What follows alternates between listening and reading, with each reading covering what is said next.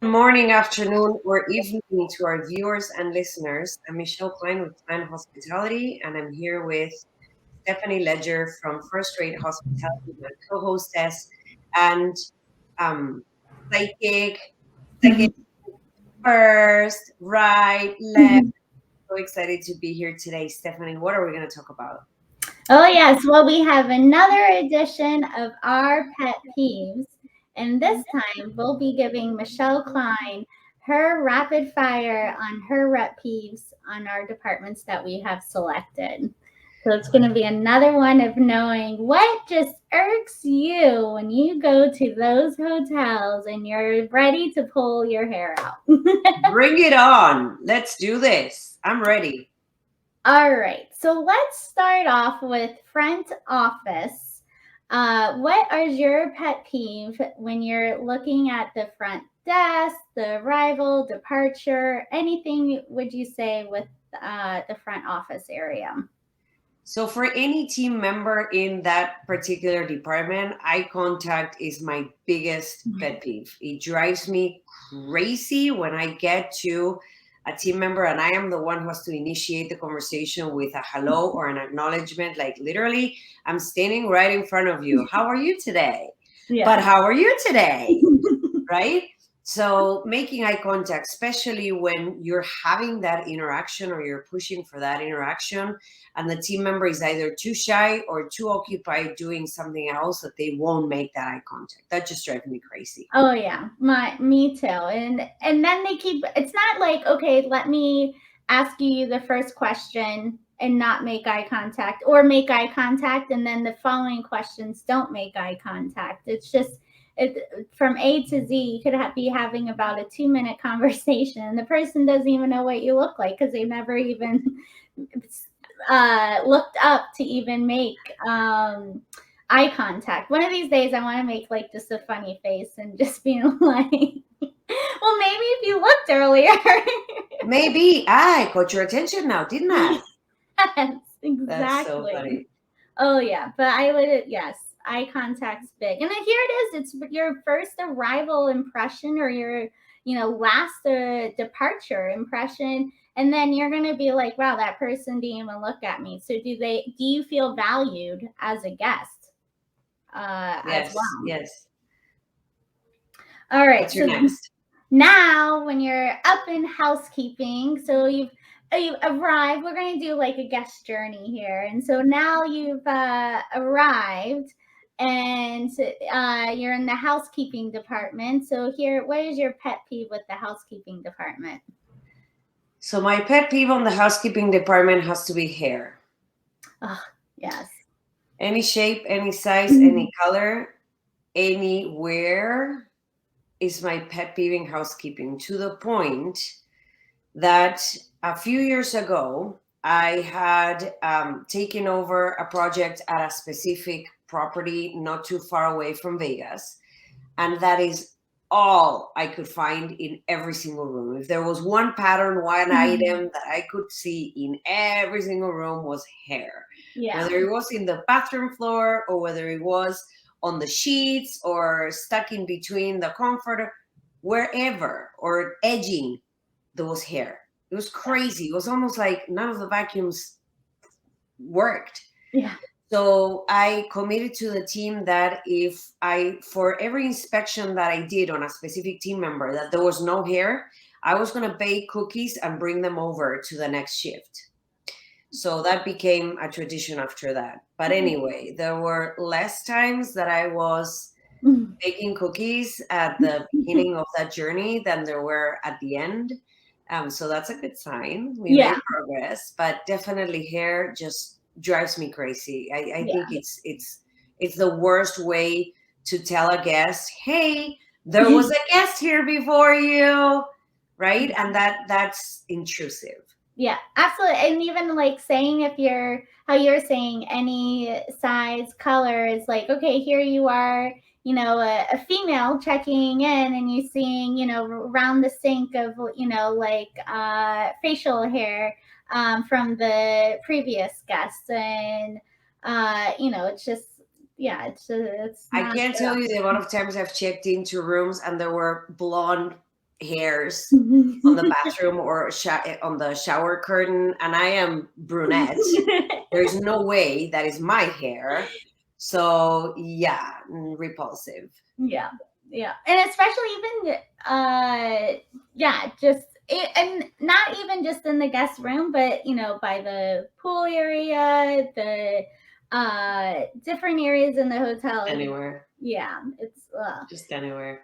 but the tip that I recommend is just making sure that your employees know how to vacuum correctly, wipe down, and even if you do use a sticky roller, that you're not using the same sticky roller sheet for the 10, 15 rooms that you're using, but to making sure that they're using a fresh sticky sheet so it is picking up the items on the floor. Which leads me to a second point, which is if your property doesn't have the sticky roller, don't make that the excuse Yeah. of still leaving hair behind. There are many other tips and tricks that you can use in order to prevent that hair from being left behind. Exactly. All right, what's your next? All right, so now looking at property maintenance engineering. So where is your pet peeve there? My pet peeve, I have many pet peeves with engineering, especially coming from such a heavy background in housekeeping. But I want to say that it's fixing temporarily, or sometimes it ends up being permanent, way of fixing things with duct tape, Oh, yeah. right?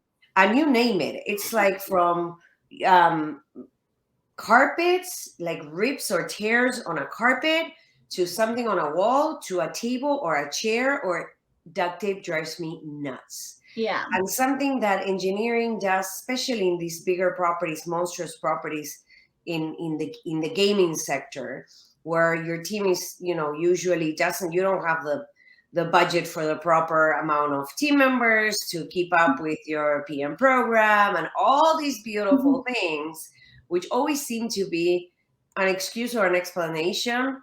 So I don't know if it has to do with the fact that engineers are or maintenance team members are always on the go, but they always have duct tape on them. They are creative in a way where you like may not even see it because there's like a red area and they use the red duct tape, and then there's a yellow area and they'll use the yellow one, and it's like, are you kidding me?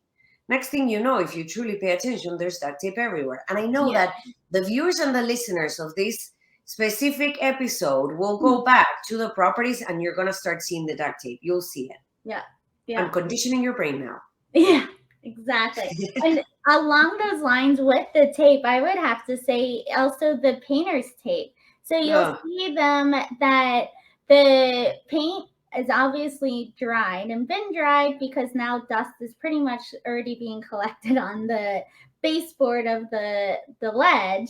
And the blue tape hasn't even been peeled off, or they decide to use the blue tape as to hold the sign up that it's wet tape. So now it looks like you're, like a elementary school, a kindergartner put up the sign of, saying that it's wet paint with your blue tape, and here you are, at a luxury establishment. Absolutely. And let's not even talk about ripping the end of it with scissors. It's like, Yeah. and, it looks terrible. So it just makes it even worse. Yes. So no to tape. Anyone in maintenance, anyone in engineering, please, leaders of those departments, no more tape. Yeah. Let's get things fixed or removed. What's the next one? Yes. What All you right. got? So now let's go over to food and beverage. So I know Ooh, we've food been and doing a lot of beverage. operations. So now let's go move over to food and beverage side. So food and beverage, I can talk about food and beverage for days. So if I truly have to narrow it down to only one thing, it still has to do with the guest experience. Mm-hmm. The first person that your guest is going to interact with is your host or hostess. When you're leaving the guest experience in the hands of the host or hostess, that experience has to be impeccable. Yeah. So, for example, my pet peeve has to do with when the guest is expressing where would you like to sit. Many times, the host or hostess are able to ask that question. So when you're asking that question, not listening to what the answer is terrifying, because now you're playing with that guest experience. So if the guest set a booth and you're sitting at a table, then that's going to put a dent on that experience. But then the other thing is not reading the floor. And we have systems and protocols in place that allows us to seat every single server with the same amount of guests. However, there are certain times, especially when the restaurants are not full, where you could be providing a better guest experience if you sit those guests by a window, for example, instead of uh, right in front of the kitchen door that swings open all the time, right? Or on the way to the restroom. Yeah. Like literally read the floor and try to determine where can I sit these guests. And when the guest says, well, is there a way we can sit by the window? Then be okay with it and adjust. Even if you've triple sat one of your servers, figure out a way where you can make that work instead of jeopardizing the guest experience, right? Because you're trying to avoid, as a host or hostess, to jeopardize the relationship you have with that server or with the other servers on the floor. But you're really putting the guest experience on the line at that point. Yeah. So is that really worth it? No. And then even also too is you'll have families that have their stroller or their high chair, and they put, where else are they going to put the stroller with the baby right next to them, or the toddler? And it's, thinking ahead of being like, yeah, let me get you maybe into an area that's not a high traffic or right by the service station. That now you're even the safety as well for your servers and guests, but thinking ahead too for, those guest experiences, because now you're making them feel awkward and having to say sorry to everyone that's, going by the table, because they're in just the area that they're in is just not fit for the party that's sitting there.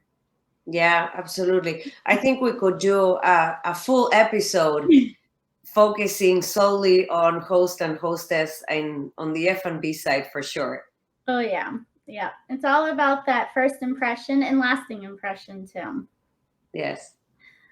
All right. So now we're going into our final department here with our top 5. So reservations. So what is your pet peeve with reservations? So my pet peeve on reservations has to be when they oversell the property. So you're trying to push your numbers. You're not out there. You're not at the front desk checking people in. You're not in housekeeping, trying to turn the house because you suddenly went from 80% to 100% occupancy, right? And to make matters worse is when you go to the back office to check, have we closed OTAs, and you're calling your reservations team or you're calling the leader on duty to try to understand what is going on, that this has turned this way, and you have scheduled your entire staff in every single department to match a very specific occupancy. But all of a sudden you have 20% occupancy higher than you were expecting. And you go into the back office and you log into any of the OTAs and you realize that they're still open. Yes. They're still booking. So it's not going to end. Yeah. And here you are walking people to a property nearby where now you're sharing revenues. And yeah, it has to be OTAs. Forgetting to close your OTAs, your sales through OTAs. Yeah, closing the floor instead of walking the Closing the floor instead of walking the floor. What the closing the floor? Yes.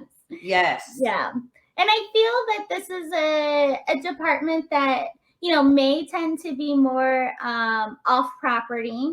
Maybe they're in a central building, or maybe they're in a totally different building or a different area of the property, that there's really a disconnect too. Even if they are on property, and I just feel, my opinion of in the cafeteria, when you're, and you're doing different meetings, reservations department tends to stick by themselves. And then meanwhile, here you are at front desk, you're trying to communicate with reservations to being like, hey, we're oversold. I have cancellations of flights that guests are now extending their stays, and are you the one that's going to be there at the front of the fire Oh, and no, no, not at all.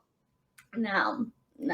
And So then when you finally meet up, let's say on Tuesday or Wednesday, yeah, when you have your head of departments meeting, and you meet up and you let them know how the weekend went, they're like, "Oh man, no, I'm so sorry that happened."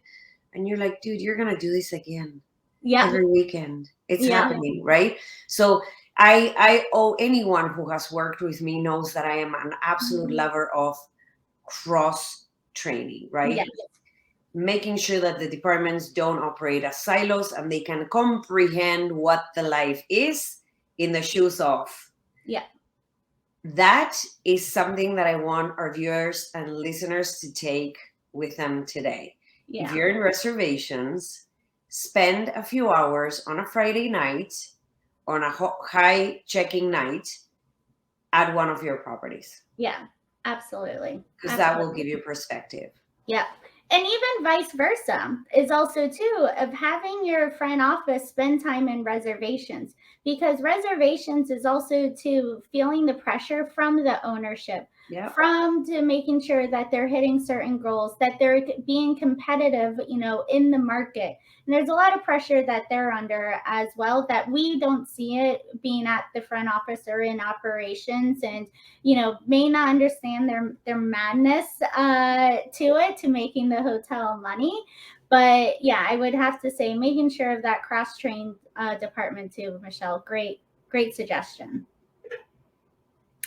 All right, so I think that is all of them. Is there any of those that you would have in number 2 that you're like, oh, I need to talk about this one too? Oh, You were saying you had so many for engineering or food and beverage. so it would have to be, and I think that this is applicable to any department, because any team member should be aware of this.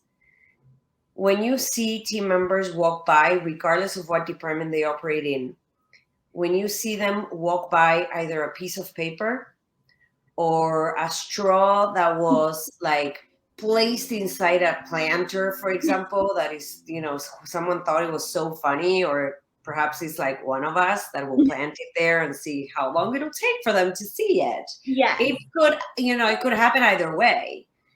So I think that would be my number 2 overall pet peeve, like Yeah. team members walking around the property from point A to point B, not truly realizing or being able to view the bigger picture and how something that is out of place can impact the guest experience, Yeah. or even be a safety hazard. Yeah. We're all housekeepers. We're all housekeepers. Yes, absolutely. And even also too of acknowledging your colleagues as well.